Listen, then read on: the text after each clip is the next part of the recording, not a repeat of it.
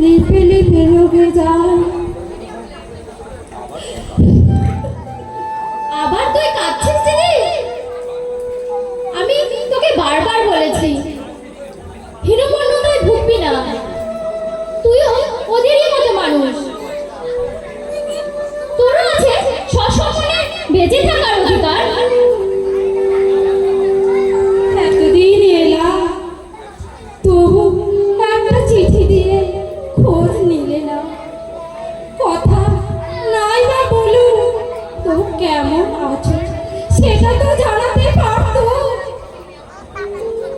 জামাইবাবু যখন সম্বন্ধ রাখতে চান না, তোরই বা এত মাথা ব্যথা কিসের? মনে কর তোর বিয়েই হয়নি, আমাদের যদি এক মুঠো জমে তুইও না খেয়ে থাকবি না। কেমন আছো মমতা? অনবদি আপনি? পাশের গ্রামে আমার বাবার বাড়ি, ভাবলাম তোমার সঙ্গে একটু দেখা করে যাই। তুমি ভালো তো? হ্যাঁ। মা, বর্দি, মেজদি ওরা কেমন আছে? সবাই তো আলাদা হয়ে গেছে। কি বলছো অনবদি? হ্যাঁ ভাই, তুমি চলে আসবার 3 দিন পরই ভাই ভাই পৃথক হয়ে গেছে। পাড়ার 5 জন এসে ভাগ বাটোয়ারা করে দিয়ে গেছে। মা, মা বোধহয় তার ছোট ছেলে। না, পাত্র ঠাকুর 4 মাস আর 2 ভাই 4 মাস করে খাওয়াবে। তার মানে ভাগের মা গঙ্গা পায় না। সুলতা, ভদ্রমহিলার বড্ড অহংকার ছিল। তোর বিয়ের পরে আমি গেলাম তো, ওনার এক আত্মীয়ের কাছে বলছিল, শুনছিলাম ওনার 3 ছেলে 3টি রত্ন, বোধহয় নকল রত্ন ছিল, আসল রত্ন হলে তো তাকে ভাগ করতো না।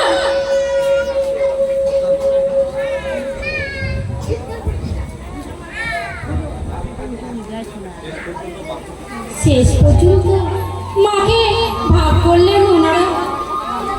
সত্যি কথা বলতে কি কোনোদিন আমি স্বপ্নেও ভাবিনি উচ্চ শিক্ষিত ছেলেরা মাকে এতটা হেনস্থা করতে পারে। 2 মাস আগেও যার কথায় এই সংসার চলত, আস্থা কি নির্মম দুর্গতি। স্নেহ, মমতা, ভালোবাসা এই প্রতিদান। সংসার এত নির্মম নিষ্ঠুর, তিল তিল করে যাদের মানুষ করলেন, নিজ বুকের রক্ত ঝরালেন সহস্র ধারা, নিজে না খেয়ে ভালো মন্দ খাবার তুলে দিলেন সন্তানদের মুখে। মমতা, বইয়েরা বইয়েরা না হয় পরের মেয়ে, অন্য পরিবেশ থেকে এসেছে, কিন্তু ছেলেরা ছেলেরা তো নিজের রক্তে। তারা কি করে ভুলে যান এই মায়ের সর্বাংশা দরিদ্রের মতো নীরবে সহ্য করে চলেছে। শুধু যে স্নেহ, মায়া, মমতা, সঞ্জীবনী ধারা। শুধু মাকে যারা ভাগ করেছে তাই নয়, ওরা ওদের মাকে দাঁড় করেছে আসামির কাঠগড়ায়। তার মানে মানে 3 ছেলে বলছে তোমার কাছে কত টাকা আছে বার করে দাও। এতদিনের মাইনের টাকা সব তোমার হাতেই তুলে দিয়েছি, কিছুতেই এত টাকা খরচ হতে পারে না। খরচ হলেও তার হিসাব দাও। ছি ছি ছি ছি ছি। ছবির বিয়েতে মাসিমা তার নিজের সমস্ত গয়না দিয়েছে। ছেলেরা ভাবছে মায়ের কাছে মোটা টাকা আছে, সেই জন্য চাপ দিচ্ছে তোমার কাছে কত টাকা আছে বের করে দাও। আশ্চর্য ছেলেদের মানসিকতা। যদি কিছু থেকেও থাকে ওনাদের দেবেন কেন? তার কি নিজের কোনো খরচ নেই? শ্বশুর মশাই 1 বছর হলো মারা গেছে, 2টো পয়সা দেওয়ার তো ওনাকে কেউ নেই।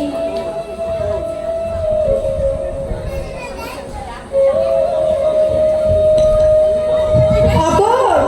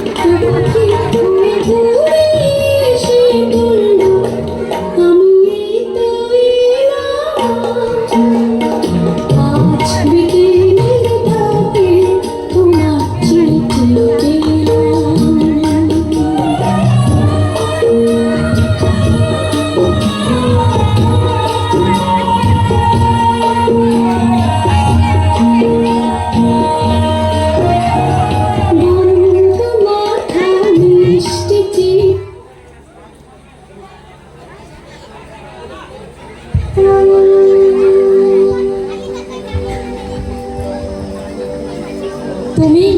কার সঙ্গে আছো আতর? আমি সবার সঙ্গে আছি।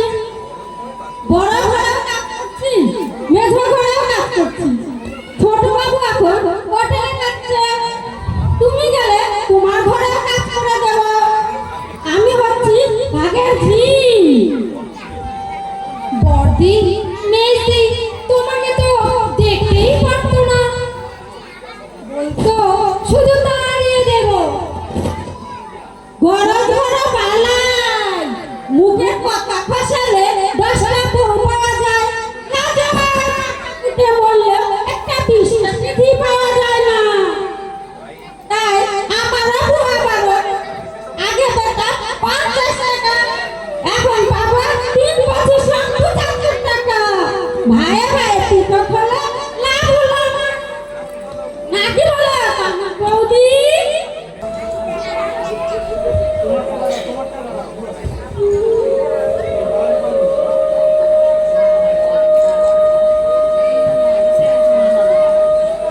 মায়ের কথা মধুর কিংবা আরাম দেয়নি, রোগশয্যা পরে কিংবা দূর পরবাসে, শান্তিতে মা বলে ডাকি সন্তান যখনই, শান্তির সমীরণ বহে অন্তর আকাশে। মায়ের কথা মধুর কিংবা আরাম দেয়নি, রোগশয্যা পরে কিংবা দূর পরবাসে, শান্তিতে মা বলে ডাকে সন্তান যখন, শান্তির সমীরণ বহে অন্তর আকাশে। বলি কিয়া, চুপ কর কিয়া, চুপ কর। কি হবে, কি হবে এসব মিথ্যা কথা বলে? মিথ্যে কথা নয় ঠাকুমা, আমাদের স্কুলে হেড দিদিমণি বলেছেন মায়ের বিকল্প সংসারে হয় না, মাই হলো মানবের শ্রেষ্ঠ গুরুজন। তুমি বলছো মিথ্যে কথা? এসব ভালো ভালো কথা যদি সত্যি হতো রে কিয়া, এই পৃথিবীটা স্বর্গের পরিণত হতো। নইলে আমি যাদের জন্য আমার বুকে রক্ত ঝরালাম, সহস্র পর্যায়ে আমার রক্ত ঝরালাম, তুমি চা খেয়েছো ঠাকুমা? কে দেবে আমায় চা বল কিয়া? কি আশ্চর্য, আমরা যখন চা খাচ্ছিলাম তখন বাপি বলল মাকে গিয়ে 1 কাপ চা দিয়ে এসো, সঙ্গে 2জন টোস্ট দিও। মা দিয়ে যায়নি? সে কপাল কি আমার আছে রে, সে কপাল কি আমার আছে?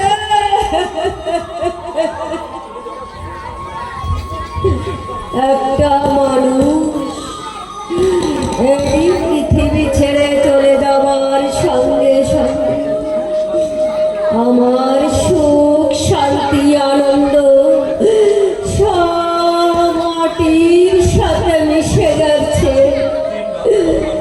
দিনরাত শুধু ভগবানকে ডাকি, হে ঈশ্বর, আর কেন, আর কেন ঠাকুর, এবার আমাকে তুমি মনে করো, এবার আমায় তুমি মনে করো। অনেক সুখ শান্তি তো পেলাম, আর আমি শান্তি চাই না, আমি শান্তি চাই না, আমি মরতে চাই, আমি মরতে চাই। মা, এই চা বিস্কুটটা খেয়ে নিন।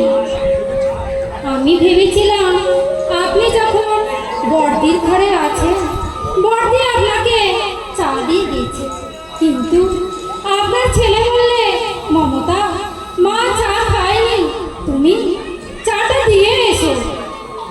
উঠতে পারবেন মা?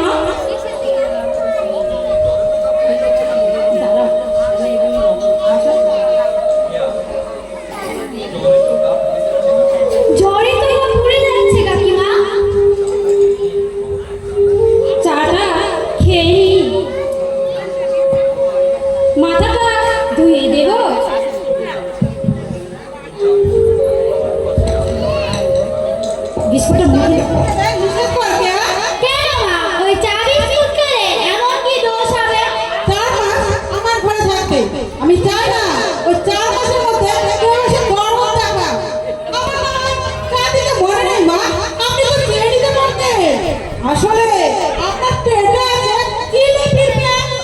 দিনরাত শুধু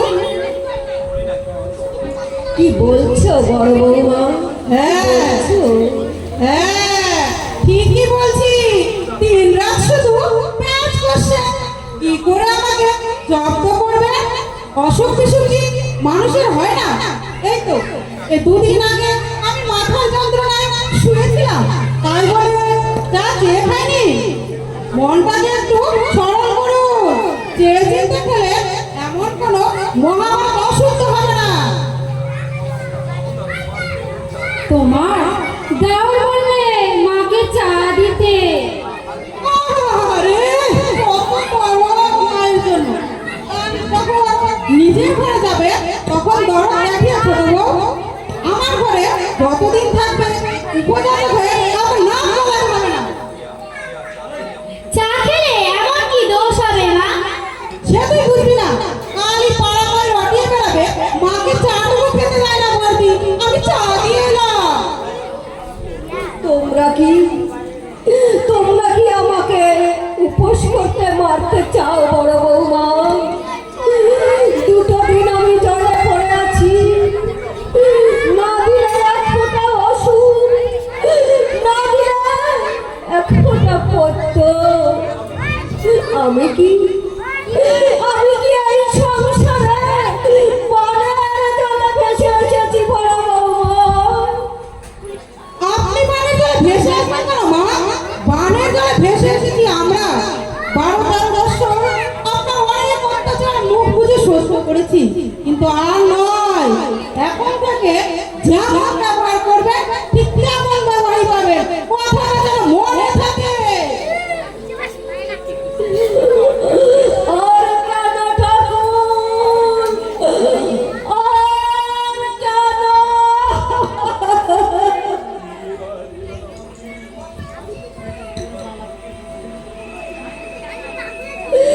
এবার আমাকে তুমি মনে করো ঠাকুর, এবার আমাকে তুমি মনে করো।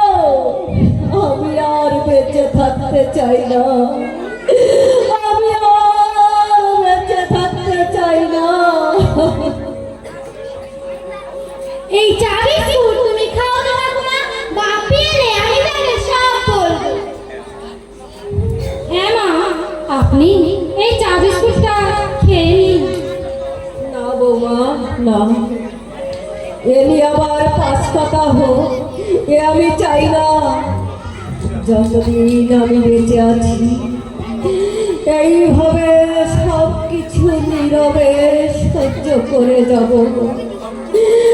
আমি যে ভাগের মা, আমি যে ভাগের মা।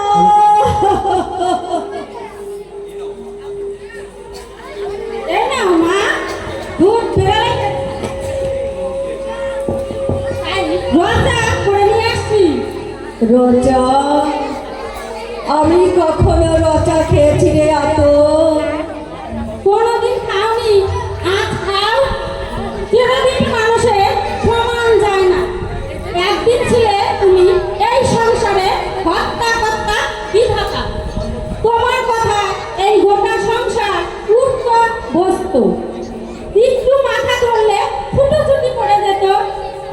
আর আজ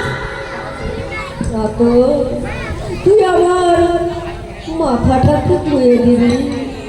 আমার মাথাটা যে প্রচন্ড যন্ত্রণা করছে, তুই ছাড়া আমার কে আছে বল?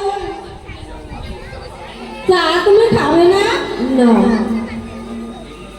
এমনি আবার অশান্তি হবে, পাথরের মতো গিলে নাও।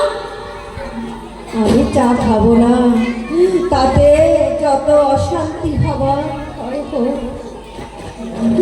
শুধু রচা না আছে, তাতে একটা বিস্কিট না আছে, একটু পাউরুটি। এই পৃথিবীতে আমার কি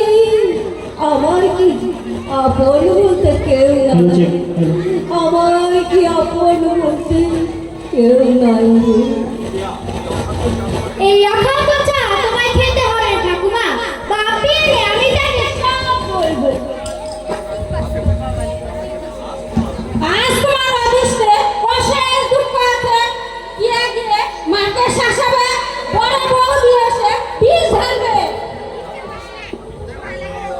আমি চালিয়ে এলাম, বড়দি আমাকেও 10 কথা শুনিয়ে দিলে। অনেক সংসারই তো ভাই ভাই আলাদা থাকে, মাকে সবাই দেখে, যার ঘরে খুশি খেয়ে নেয়। এই পরিবারে দেখছি অন্যরকম নিয়ম। আমি বলি কি মা, তুমি কিছুদিন ছবিদের বাড়ি থেকে আসো, সে তো তোমার পেটের মেয়ে, তোমার কষ্ট বুঝবে। জানো তো ভালো, আমি গিয়ে দেখে আসবো। বলি হেলা তো কটা বাজে? আমার হাতে ঘড়ি নেই, আমার ঘরে এটো কাটা ঢাই পড়ে আছে, না ঘর মোছাও হয়নি। এমনি করে কদিন চালাবি? না পারলে বলে দে, আমি অন্য ব্যবস্থা করব। এ কি অনা সৃষ্টি, বেলা 10টা পর্যন্ত এটো কাটা করে থাকে। নিজে ধুয়ে না। কি বললি তুই? আমি ঘড়ি ধরে কাজ করতে পারবো না, হয় নিজে করো, না হয় অন্য ব্যবস্থা করো।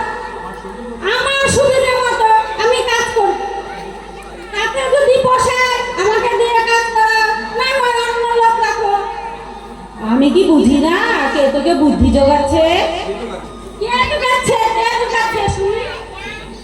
আমরা ভাষে মুখ দিয়ে চলি না, পেছন পয়সা খরচ করে লেখাপড়া শিখেছি। পেছন থেকে কেউ কলকাঠি নাড়ছে আমাকে জব্দ করার জন্য, কিন্তু আমায় জব্দ করা মুখের কথা নয়, সে যতই তোকে কুবুদ্ধি দি। তুই কাকে মিন করে কথাটা বললি মিলি, যে আমি সুযোগ দিয়েছি আতকে? বলো যা, আমি কি কারো নাম বলেছি নাকি? তাই পাড়া দিয়ে ঝগড়া করতে এসেছো যে? আমি তোর মতো ছোট লোকই তো নয়। জানি জানি, জানা আছে আমার। কি জানিস তুই? কি জানিস? বারবারটাই করো না, হাটে হাড়ি ভেঙে দিব। দেখ মিলি, 10 ঘন্টা ইঁদুর পেয়ে বিড়াল হয়েছে তপস্বী। আমার সঙ্গে রাখতে এলে আমি কাউকে ছেড়ে কথা বলি না। কেউ আমাকে ভাত কাপড় দেয় না যে তার চোপা সহ্য করবো। বাড়ির বড় বউ বলে মাথা কিনে নিয়েছো নাকি?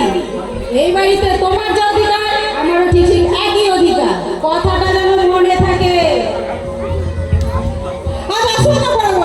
আমি যদি একটা বিহিত না করেছি, তুমি বাগায় করে ঝগড়া করতে এলে কেন? বাড়ি আমাকে বলবে আমি ছেড়ে দিব নাকি? তোমাকে বলেনি, তোমাকে বলেনি। আমাকে বলেনি তো কাকে বলেছে? মাকে বলেছে। তুমি গিয়ে মেজ বৌদিকে জিজ্ঞাসা করে দেখো, মাকে বলেছে। আমাকে যুক্তি দিচ্ছে, আর কথাটা তুমি গায়ে মেখে নিলে। আপনাকে একটা কথা বলি মা, বুড়ো হয়ে মরতে বসেছেন, এবার গোট পাকানোটা বন্ধ করুন। আপনি খাবেন দাবেন ঘুরে বেড়াবেন, কি দরকার? কি দরকার লোকের পেছনে কাঠি দেওয়া? অবশ্য কথায় বলে সবার জায়গা তুলে আর ইল্লার জায়গা বলে। আবার ওই কথাটাই আমার সাথে অন্যভাবে লেখা, অঙ্গার শত ভৌতনে মলিনত্বনে মুঞ্চাতে।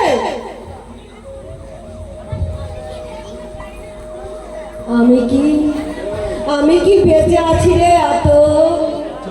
আমি কি বেঁচে আছি? যার বুকে জ্বলছে রাবণের চিতা, তার বেঁচে থেকে কি লাভ? তার বেঁচে থেকে কি লাভ? জানি জানি আমি আগের জন্মে কার হরণ করেছিলাম সুখের সংসারের শান্তি, তাই এই জন্মে সেই মহাপাপে প্রায়শ্চিত্ত করে চলেছি। এখন মনটাকে শক্ত করো, একদিন তো সুখ শান্তি ভোগ করেছো। বড় ছেলে যখন আমার পেটে আলো, মনে হয়েছিল চাঁদ কোথায়, চাঁদ আমার বুকে। 2.5 বছর বয়সের সময় কঠিন একটা অসুখ হয়েছিল। নিজের না ছিল ঘুম, না ছিল খাওয়া, কিছুই ছিল না। সারা রাত বসে বসে কেঁদেছি আর ঈশ্বরকে ডেকেছি, হে ঈশ্বর, আমার সোনার মানিককে তুমি ভালো করে দাও, ভালো করে দাও। আমার বুকে রক্ত দিয়ে তোমার চরণে আমি আমার পুষ্পাঞ্জলি দিব। কোথায় হারিয়ে গেল, কোথায় হারিয়ে গেল আমার সোনার মানিক, কোথায় হারিয়ে গেল আমার সোনার মানিক। আপনারা হঠাৎ কোন ছোট মেয়েকে দেখতে গিয়েছিল চৌধুরী বাড়িতে। এরা চিঠি দিয়েছিল, মেয়ে পছন্দ হয়েছে, আপনারা আসুন। তাই আমরা এসেছিলাম। বউ বললে চলো রাঙাদি, তবে শাশুড়ির সাথে একটু দেখা করে আসি। ঠিক আছে, আমরা এখনই চলে যাব। সে কি এক্ষুনি যাবেন? কি খাওয়া দাওয়া করে তারপরে যাবেন? আপনি কেমন আছেন ভবদি? মরে বেঁচে আছি ভাই, মনে শান্তি নাই। বউ আমাকে কই মাছ ভাজা ভাজছে। দোষ তো বইয়ের নয়, দোষ আমার পোড়া অদৃষ্টে। স্বামী বিদেশ গেল, ছেলের বয়স তখন মাত্র 8 বছর। সেই ছেলেকে মানুষ করলাম, লেখাপড়া শিখালাম, বিয়ে দিলাম। ছেলে মা বলতে অজ্ঞান। সেটা স্বাভাবিক। তারপর কি যে হলো, ওই ডাইনিটা কি যে ফুসমন্তর দিল ছেলের গানে। এখন বউ ছাড়া কিচ্ছু বোঝে না। উঠতে ছবি, বসতে ছবি, খেতে দাও ছবি, ছবি যেন 7 জন্মে। বয়সে থাকতে ভাই, মারি চাচা অমর বয়সের ধর্মের মুখে। বয়সকাল কি আর আমাদের ছিল না? কোনো ব্যাপারটি বলুক দেখি, বিয়াদতি দেখেছে কিনা। শাশুড়িকে আমরা জমের মতো ভয় করতাম। হাসি মশকরা দূরে থাক, দিনের বেলা ছায়া পর্যন্ত পড়াতো না স্বামী। দেখুন ভবদি, আর এখন দিন রাত হা হা হা, হি হি হি, স্বামী যেন ইয়ার মরণ দশা। কিন্তু থাকতো আমাদের সেই আগের যুগ, গরম খুন্তি ছেঁকা দিয়ে বিয়ারাপনা বার করে দিতুম। অসৈরন আমার 2 চোখের বিষ। যুগ বদলে গেছে ভবদি। হ্যাঁ ভাই, আমাদের যুগের আচার ব্যবহার সে কালেই হয়ে গেছে। এখন মেয়েরা শিক্ষা দীক্ষা পেয়ে মারি ঝাঁটা অমন শিক্ষার মুখে। শিক্ষা যত বাড়ছে, বিয়াদতি তত বাড়ছে। শিয়ানা মেয়েগুলো পেন্টুল পরে পরে রাস্তায় রাস্তায় ঘুরে বেড়াচ্ছে। মাথার চুল ছোট করে মেম সাহেব সাজছে। ছি ছি ছি ছি, যার ধর্ম আর রইল না। এই পাপেই দেশটা উচ্ছ্বাসে গেল। আসবার সময় মনে হলো ছবির মাতৃকানা আমি দেখলাম। হ্যাঁ ভবদি, আমিও দেখলাম এক দাদা এঠো বাসন নিয়ে পুকুর পাড়ে যাচ্ছে। কি ব্যাপার, উনি কি আপনাদের এখানে থাকে? 1 মাস হলো এসেছে। বেড়াতে এসেছে বোধহয়। দেখো ভাই, আমি কারো সাথে পথে থাকি না, তবে তুমি বলছো তাই বলছি। স্বামী মারা গেছে 1 বছর হলো। ছেলেরা 4 মাস করে মাকে খেতে দেয়। সত্যি কথা বলতে কি, আমি নিজে চোখে দেখে এলাম তো, কেউ ওনাকে ভালোবাসে না। মমতা? হ্যাঁ, আপনার মমতাই যেটুকু ভক্তি শ্রদ্ধা করে। আদর করে খেতে দেয়, স্নান করে এলে কাপড়খানা ধুয়ে দেয়, আর দুজন তো পটের বিবি। তাই নাকি? হ্যাঁ, সময় মতো চাটুকুও দেয় না মুখে, নিজেরা তো দেবেই না, অপরকেও দিতে এলে তাতেও ব্যাগরা দেবে। উনার ভাগ্যটাই মন্দ। এটা বলেছ লাখ কথা এক কথা। ভাগ্য মন্দ না হলে যে মেয়েকে বিয়ের পরেও বুকে করে আগলে রেখেছে সিংহিনীর মতো, সেই মেয়ে আজ মাকে দাসীবাদীর মতো খাটায়। ভাবা যায় না, ভাবা যায় না। ও ছবি? হ্যাঁ ছবি। মাকে তো খাটাচ্ছেই, আমাকেও খাটাতো। পারে না শুধু আমার এই চোপার জোরে। এই চোপাটা ছিল বলে বেঁচে গেলাম ভাই, নইলে বউ আমাকে ছিঁড়ে খেত। কিন্তু প্রাণ ছিল, সেই মেয়ে আর মাকে দিয়ে মতো কাটাচ্ছে। ভাবা যায় না, ভাবা যায় না। তা উনি বা এলেন কেন? এসেছেন দায়ে পড়ে। মেজ বউয়ের কাছে ছিল, তারা 2 মাসের ছুটি নিয়ে ভারত ভ্রমণে বেরিয়েছে। পার্থ আর মমতাও নেই। বড় বউয়ের 4 মাস শেষ, যাই কোথায় বেচারি। তাই আমার অমলকে খবর দিয়ে নিয়ে গিয়ে 2 মাসের জন্য এখানে পাঠিয়েছেন ওনার মেজ ছেলে। আমিও ভাবতে পারছি না বৌদি, যা 3-3টে ছেলে রোজ গেলে তার ভাগ্যে এত দুঃখ কষ্ট কেন? আর যে মেয়ের জন্য উনি প্রাণ দিতে পারতেন, সে মেয়েও ওনাকে দেখতে পারে না। আসুন আমার সঙ্গে, নিজের চোখেই দেখবেন এখন কটা বাজে। 8টা বেজে গেছে। আমার পুত্রবধূ এইমাত্র ঘুম থেকে উঠে হয়তো দাঁতে ব্রাশ দিয়েছে। আসুন দেখবেন, আসুন।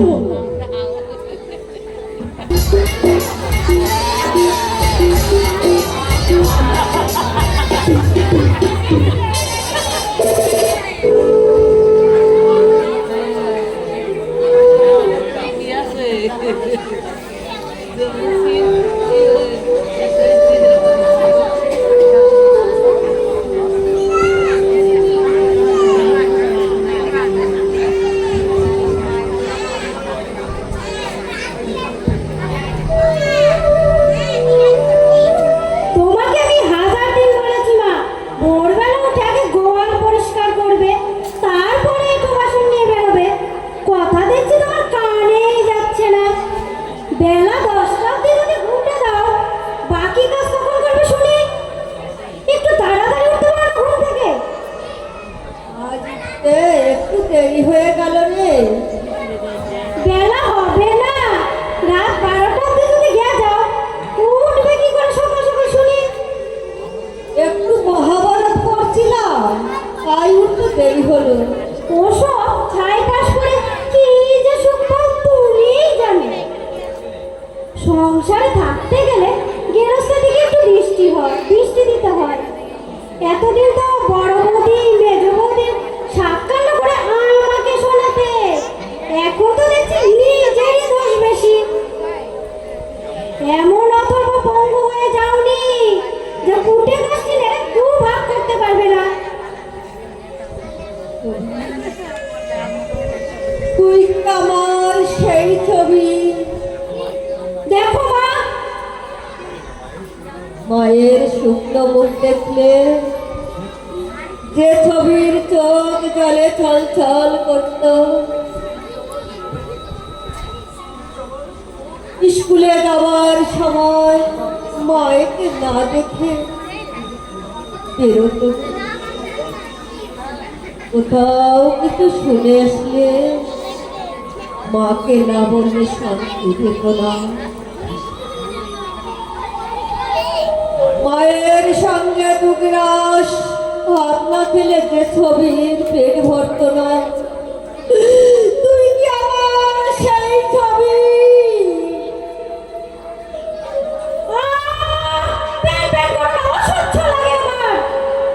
তাকে লাগবে মায়ের বুক ফাটা কান্না, আর তোর তো অসহ্য লাগবে। 10 মাস 10 দিন নরক যন্ত্রণা ভোগ করে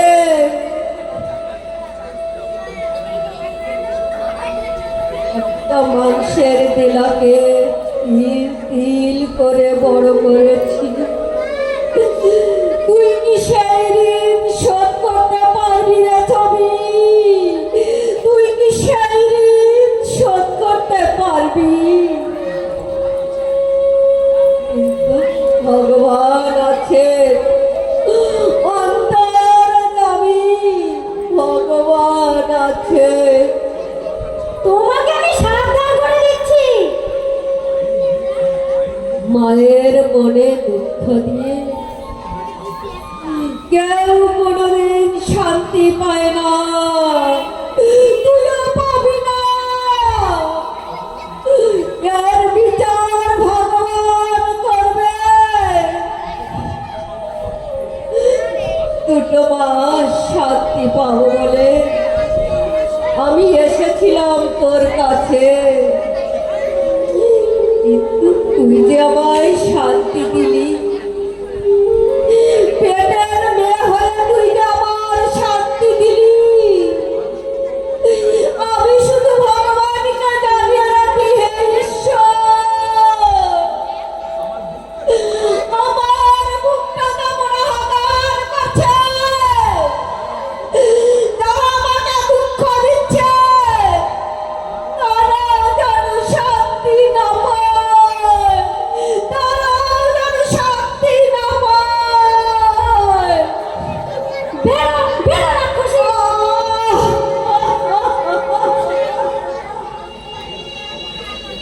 মানুষ যে আজার নেই তো মানুষ, দুনিয়াটা শুধু স্বার্থে।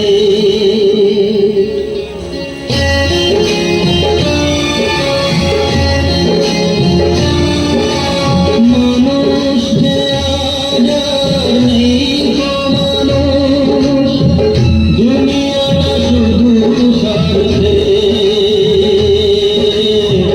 और आज भाई गो संसार करी जो सबाई निजे निजे।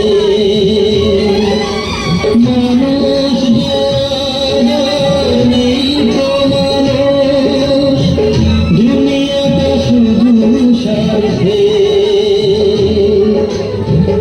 और आज भाई गो संसार करी जो সবাই নিজের নিজে। মানুষ যে আজার নেই তো মানুষ, দুনিয়াটা শুধু স্বার্থে।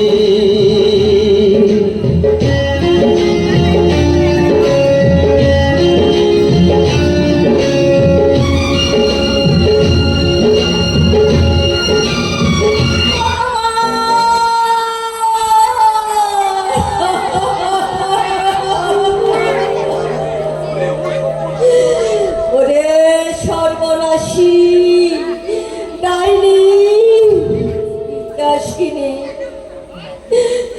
মাকে ধরে তুই মারিনি।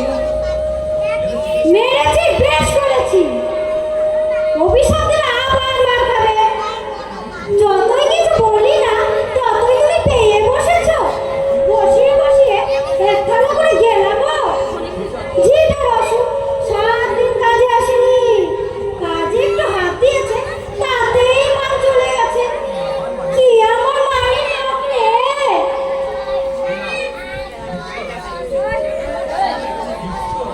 ঈশ্বর ঈশ্বর আছে, অন্তর্যামী ভগবান, তিনি সব দেখতে পান। খবরদার শয়তানি, আবার যদি ছোট বড় কথা বলতো বাড়ি থেকে ঘাট ধাক্কা দিয়ে বার করে দেবো। বাবা বেঁচে থাকতে তো মানুষকে মানুষ মনে করতে না। এখন কোথায় গেল তোমার সেই অহংকার? দাদারা সমস্ত টাকা তোমার হাতে তুলে দিত, টাকা জমিয়ে রেখেছো তাই না? সেদিনও একটা বিপদে পড়ে বললে মায়ের কাছ থেকে 1000 টাকা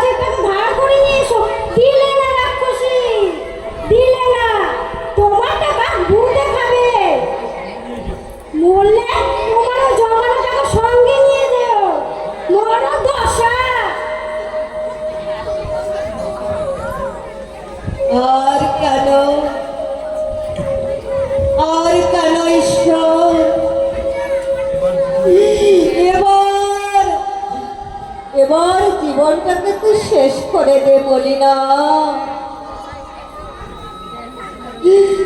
ছেলেদের ভালোবাসা দেখলি, মেয়ের আদর্শ দেখলি, এরা তোর বিষে বিষে তোর দেহটাকে নীল করে দিয়েছে। তাহলে কোন সুখের আশায় বেঁচে থাকবি রে বলি না? কোন